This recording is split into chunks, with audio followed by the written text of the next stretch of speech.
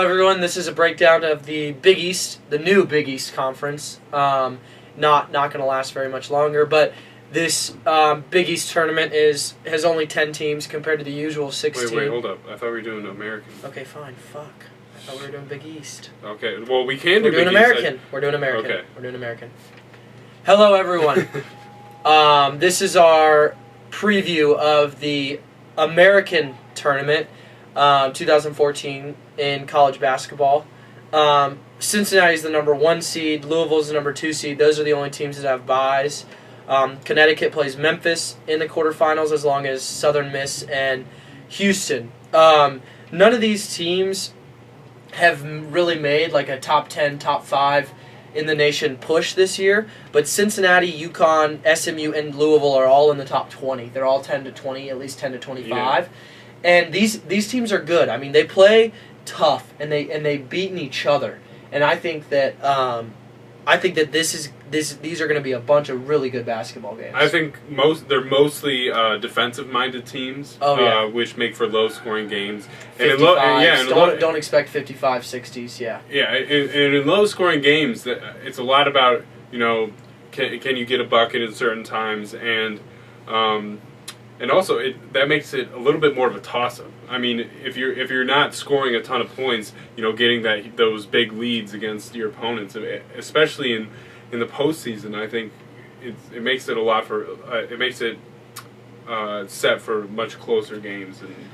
And I think this UConn Memphis game is very interesting. I think that's probably the most interesting game of the tournament. Yeah, I think UConn Cincinnati would also be very interesting, along with Cincinnati Louisville in the final. But I think UConn, I mean, we sound like a broken record, but guard play. They got Shabazz Napier, and they look a lot like this Kemba Walker team from a few years ago. Bo Wright's a stud too. I mean, they have pieces there to You see them beating Memphis. You see them making a run in this tournament and giving Cincinnati a run for their money in the semifinals. The only way I really see them making a big splash is if their guards really step up and bear a lot of that scoring load.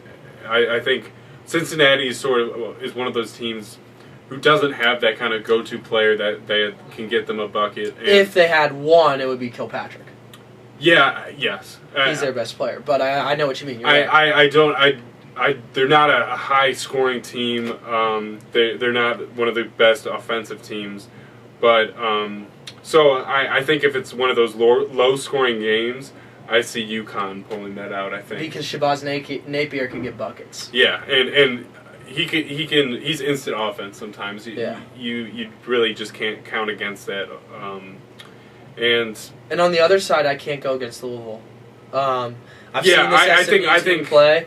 Yeah. This SMU team's good. They're better than a lot of people thought going into the year because they're very well coached. They're in this conference. And this conference was sort of made out of nothing. I mean, there were I don't even know if it existed last year. It probably did. I don't know if they just made it. But these, I mean, there's some good basketball teams in here, and SMU has not shied away. I mean, they're going to give all these teams a game.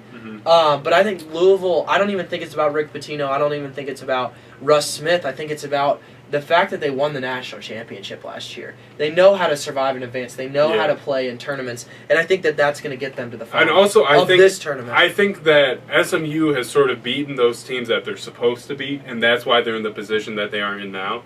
But they haven't. But can they get that win over a marquee team? Right, exactly. And they're going to be probably a 5. Let's see, they're probably going to be a 5 to 10 seed in the tournament, maybe even lower than that. But they're going to have to get some upsets in the tournament if they want to make a run. Yeah, I think they could definitely kind of play themselves up in the tournament. I think they're definitely going to make it in the tournament. And shout out to Larry Brown, who won a championship with the Pistons. Just had to throw that in there, but. I'm sorry, Larry. I don't think they really have much of a chance against this Louisville team.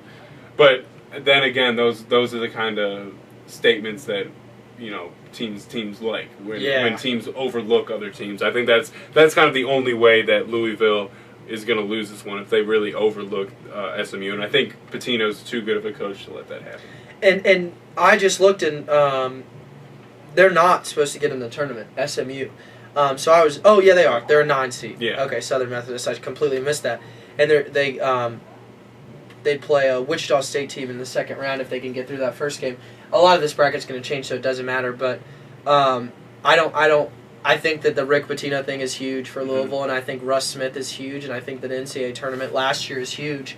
I think Russ Smith came back he didn't come back saying, "Oh, I've got a national championship under my belt. I'm going to have fun." Like, he came back to play. He came back to perform. He came back to be the guy. And I think that this is his time. And I think he knows that, and I think he's got to take advantage of it. But I think this is a great matchup for Louisville. I think the X factor on the Louisville team is that Montrell Harrell guy. I don't know. I'm not really sure how you pronounce that first I know name. who you're talking about. But he's a stud. He can ball. If he gets a consistent shot, I think. I mean, NBA's calling.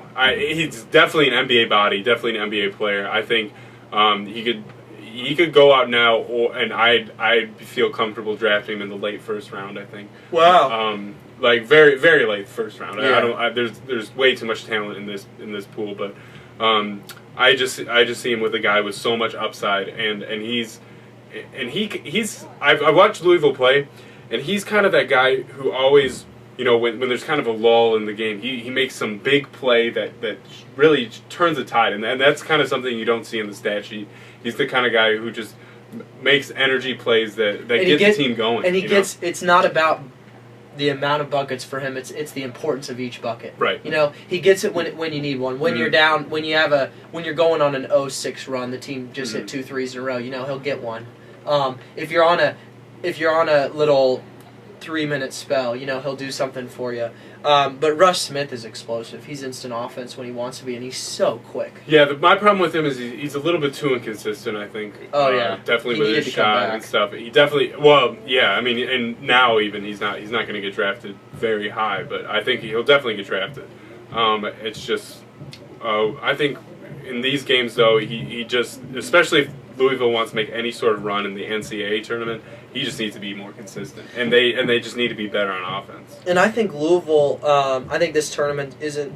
It's more competitive than the others we've looked at. We've sort of agreed on a winner, Michigan, Kansas, and Duke. But this one, I can see Cincinnati and Louisville both winning it. I can also see UConn winning it. That only those 3 teams. I feel like Cincinnati's going to get through UConn because they're just so hard to get through on defense. They make it such a slow game that Napier's not going to be able to get into his rhythm, and he's not going to be able to get into his fast-paced groove, and they're not going to just be able to put up a bunch of points. So I think that I have Cincinnati Louisville, but honestly, I don't know if I can pick that game. I think definitely the bottom half of this bracket is so much more interesting. When you have Cincinnati, Memphis, and it's funny UConn. Because that is actually the top of the bracket. The bracket I'm looking at is the bottom. But you're right. The 1, 4, 5 seed. That's way more interesting. And I think Memphis. I don't see them really doing a whole lot, but they can win a game or two. Maybe not two, but they can win a game. Especially in this conference. Yeah. This conference is close. They're tight. Yeah. And they all play a very similar style. At least Cincinnati, Memphis, SMU, the teams. I mean, Louisville. Louisville's got their style. They're a very balanced in terms of 5v5 versus transition basketball, half court versus transition usually, because that's how the great coaches like it. But Cincinnati, I've seen their games in the 40s. I mean, they really slog it out. Yeah, that's how they like it. And they want all the buckets to be tough. They don't want you to score in the lane. They don't want you to get those easy buckets. They want you to use 25 to 35 seconds of the shot clock, and they're going to use 25 or 30. Right.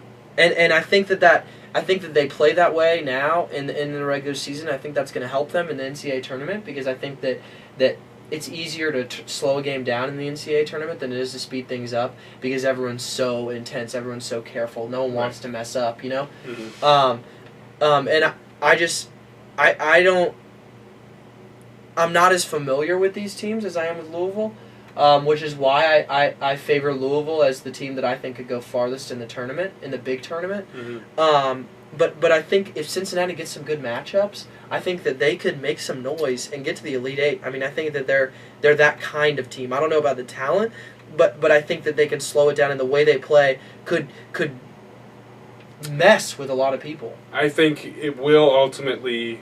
If I had to make a solid prediction right now, it will ultimately come down to Louisville and Cincinnati, and I think that championship game is going to be one of the most interesting championship games out of these tournaments. Yeah. Just because they've played. I mean, they had to do a coin flip for who got the first seed in this tournament. It was that close between them, and I just see watching these two teams play. It's not very pretty, but it's good basketball, and it's going to be a fun one to watch, I think. And right now, Cincinnati has a 4 seed. They're the highest. I think Louisville also has a 4 seed. But and that's an upset seed, 4 seed. I'm sorry, but 4 and 5 are upset seeds. You see 4-13 almost as much as you do 5-12, not as quite, but almost. And I just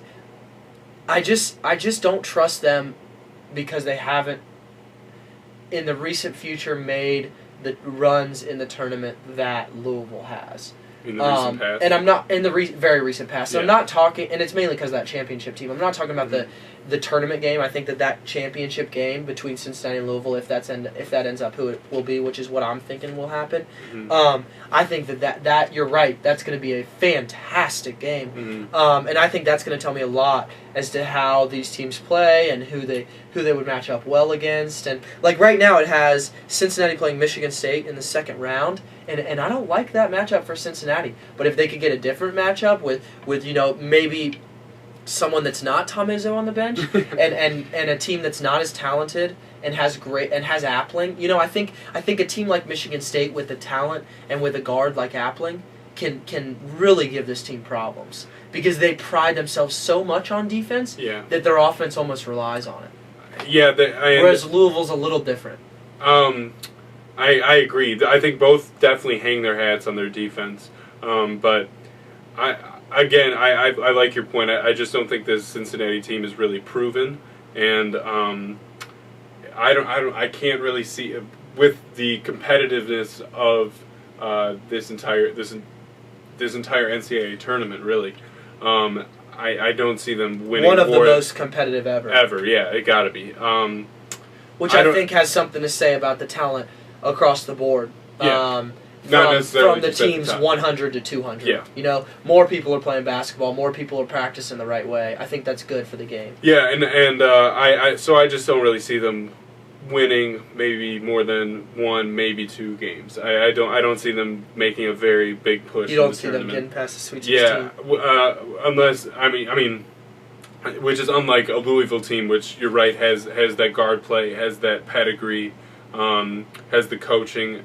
And don't get me wrong, I think the Cincinnati coach is very good. I just don't think they have it this year.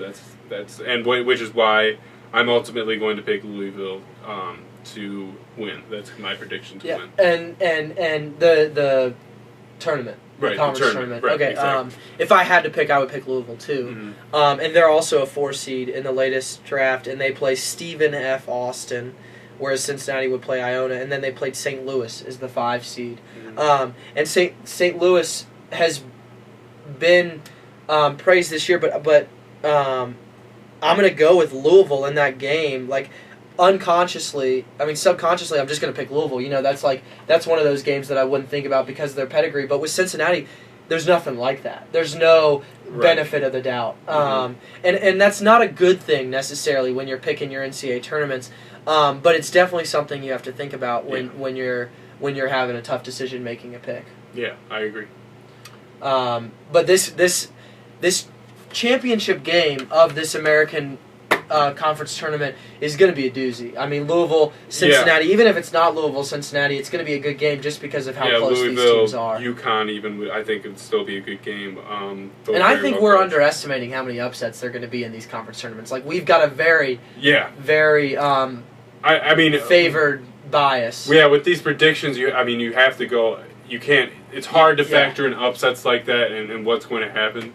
You kind of just have to do your best with the information at hand. But I totally agree. I think that top to bottom, these, I mean, there are certain conferences that you just know certain teams are going to get in these championship games. Like Kansas, except Oklahoma State. That's just a yeah. But I think matchup. I was referring more to like maybe Michigan, like Florida, stuff like that. But I think this is going to be one of the better tournaments. Just kind of seeing the outcome and that championship game, I think it's going to be awesome. And Louisville's going to be in the ACC next year, so I think that provides a little bit of extra motivation. Going out on top, changing on a high. Going into next year as a conference champion. Right. I think that has a lot to do. I think that's a big deal with Rick Pitino, and I think Rick Pitino's so great. He's going to spin it whatever way he can to get them to play their best. Yeah. He's just that great of a coach. Well, that's it for the American Conference Tournament preview, and be sure to watch all of our other previews if you haven't already. And we'll see you guys later. Bye.